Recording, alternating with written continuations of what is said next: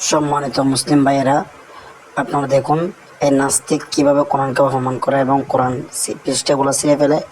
আপনারা ভিডিওটি বেশি বেশি শেয়ার করুন এবং সবাইকে শেয়ার করে দিন, যেন এই নাস্তিকরা এই যে মানুষটাকে যেন আইনের আওতায় আনা যায় এবং সবাই আন্দোলন করুন। সবাই দেখুন কিভাবে একজন মানুষ আল্লাহর কোরআনকে এভাবে অপমান করতে পারে। তার উপর লানত বর্ষিত হোক, আল্লাহ তার উপর লানত বর্ষিত হোক। আমি দেখতেছি, বিশ্বাস করবেন, আমার গায়ের রূপ পর্যন্ত দাঁড়িয়ে গেছে। এমন মানুষ আছে আল্লাহর কোরআন এভাবে অপমান করতে পারে। আল্লাহ, আপনি দেখতেছেন, এর বিচার আপনি করবেন। قرآن ساطور اسلامه. قرآن به کفداری مواظب باش ای شیخ. میترسم از دستی که ساطوری گرفته. باغ غزل مینالد از مرثیه گل.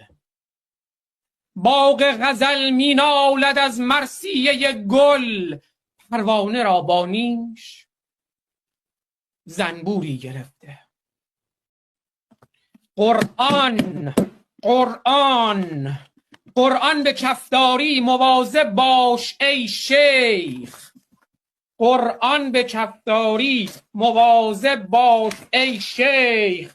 قرآن به کفداری مواظب باش ای شیخ. قرآن به کفداری مواظب باش ای شیخ. قرآن به کفداری مواظب باش ای شیخ. می ترسم از دستی که ساطوری گرفته. قرآن ساطور اسلامه. قرآن به کفداری مواظب باش ای شیخ. می ترسم از دستی که ساطوری گرفته.